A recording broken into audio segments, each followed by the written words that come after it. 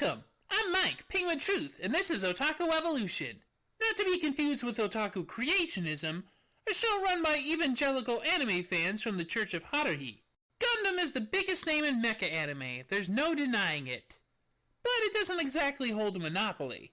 Even back in the 1980s, when it was arguably at its strongest, there were still other good mecha anime coming out like Votoms, Macross, and the subject of this review, Patlabor. Based on Masami Yuki's original manga, the artist group Headgear's 7-episode Patlabor the Mobile Police OVA eschewed the war melodrama, ace pilot heroes, and psychic magic of its peers, and focused on mecha used as big, clumsy, but powerful tools. Labors, as they're called, are used for construction work, but on occasion the operators use them for crime, and that's when the police patrol labors, or Patlabors, come in to bust the perps with vim and vigor. Did I just use the term perps and say vim and vigor? I'm getting older by the day. Well, I guess everybody is. On a reclaimed stretch of land in Tokyo Bay sits the HQ of Special Vehicles Section 2. Unit 1 is an elite group of consummate professionals trained to utilize their Patlabors to their utmost. This OVA is not their story. I've seen something like this in a movie. It was something like Rabal or Fighting Zero or One Family. It was one of those movies without a single woman in it. The mechanics were in the mafia and were always drinking, gambling, and fighting, cooking rice in outdoor cookers, and bonding by fighting all the time. So, that's the army. Cops in the army both have ranks and guns. What's the difference? He has a very good point.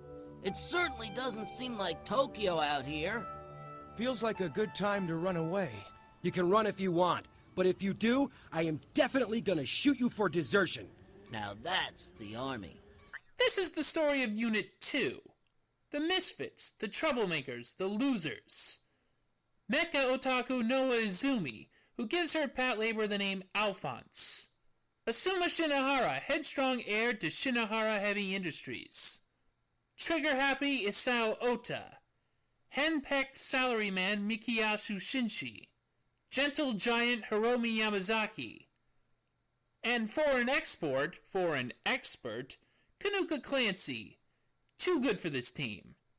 And they're led by one of my favorite anime characters, Captain Goto, the brilliant but lazy manipulator. Driving these things is Yamazaki's or Shinshi's job, isn't it? Yamazaki's in Okinawa, Shinshi's married. Besides, don't you always say justice never takes a vacation? Then tell me, who is it that we're fighting, Captain? The lights changed. They haven't shown themselves yet. There sure isn't much traffic today, is there? The group gets into different kinds of misadventures, having to handle everything from terrorist bombings, hostage situations, and at least one giant monster. But most of the time, their greatest nemesis is themselves. Not just because of their colorful, conflicting personalities, but because, honestly, there's a lot of standby. Yeah, they have to fight boredom.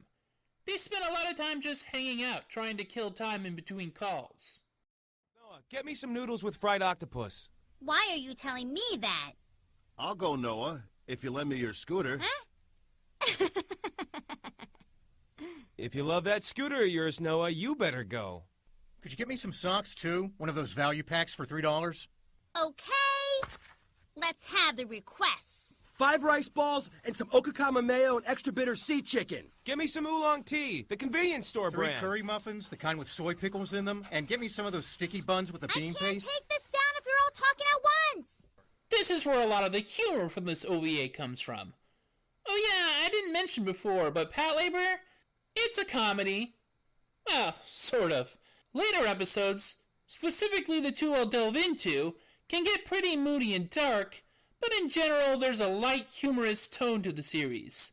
The people behind it are obviously having a lot of fun showing these characters play out a semi-parody of the giant robot genre. Instead of the fantastical new types of Gundam and brooding death parade of Votoms, we get a lot of jabs at Japanese bureaucracy, the downside to emerging new technologies, and the silliness of idle minds. There's some sharp social satire going on, laced with just some plain zany fun. By the way, the director of this OVA is Mamoru Oshii, Best known for, what was that thing he was known for again? Oh, right! Urusei Yatsura! Oh, and something about a shell ghost or something? Some kind of phantom shell? It had robot people. Oshii lends to the proceedings a sense of wise skepticism over whether or not the extraordinary pace of technological advancement is truly worthy of the romanticism of progress. Or rather, maybe it isn't the romanticism of progress, but the belief that humans can change enough along with the technology not to become too proud of their achievements as to render them useless that Oshii puts into doubt. The show is begging to be held in the light of the Japanese bubble economy of the 80s and the following lost decade. There's more of this in the Patlabor movies. The first 2 episodes basically lay down the framework of the show, establishing its main characters. Noah tends to be our window into this world, though she's not exactly an ordinary person amongst the unusual. She's got her own eccentricities and foibles, like her obsession with her Patlabor. In the second episode, we're introduced to the only real ace pilot in the group, Kanuka, who doesn't even pilot a Patlabor in this. Also, she's from America, but she looks the most Japanese of all the characters. I always found that weird. And then in the third and fourth, we're given some supernatural stories, both of the real and fake variety, with the third episode becoming an outright Godzilla parody. You almost wonder if the third episode is even in continuity, but a character introduced in it does return later on. The fifth and sixth episodes, they're a little different. This might be where Oshii's signature style was born. It's very heavy, moody, uses a lot of dark shadows, brooding characters, somber and or ominous long shots of people and settings, and exposition galore. An old acquaintance of Captain Goto leads a coup against the Japanese government with military forces laying siege to Tokyo. But Goto sees this coming, and his quick thinking allows his labor unit to oppose the takeover with a little help from his contacts. These are my favorite episodes of the OVA by far, and even though there's little room for zaniness, there's a bit of humor here and there, and plenty of good intrigue. But I'll go more into those 2 episodes in the next video. The last episode is just kind of a regular one-off episode that's standard Patlabor. A desperate day laborer hijacks a truck, but it happens to belong to a terrorist group and houses a prototype military labor with its pilot. He gets in over his head as Unit 2 is on his tail, and it only gets worse when the military themselves show up in an attempt to cover up the whole thing. The episode has a happy ending, with the hapless dupe reuniting with his wife, who just gave birth, and getting off the hook when Goto covers up his involvement. Wow, this show is pretty anti-military, even though there's tons of lovingly designed military-grade equipment in it. Do as we say, not as we sell, I guess. Now, I have a few favorite characters that made this show as compelling as I found it. I already mentioned Captain Goto, Unit 2's crafty steward, but Unit 1's leader, Captain Shinobu Nagumo, also plays a part in this show. It's strange that, although none of the pilots or support crew from Unit 1 make an appearance, their captain is a reoccurring character. Captain Nagumo, like Goto, is very sharp, and unlike him has natural leadership skills that command the respect of the entire special vehicles section. It's often said she was waylaid to SV2 because, though she is a very conventional and by-the-book cop, she will question her superiors, and they felt threatened by her. I think there's some implied sexism on her superior's part in that backstory too, and the second movie goes into it further. As I mentioned before, Oda is the gun-crazed officer in Unit 2. In any number of 1980s cop stories, he might have been seen as a righteous hero, but here he's a silly lunatic who is often his unit's biggest liability.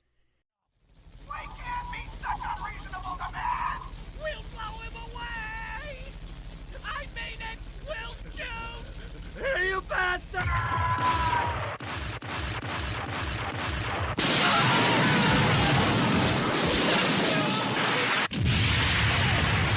He's actually really committed to his work.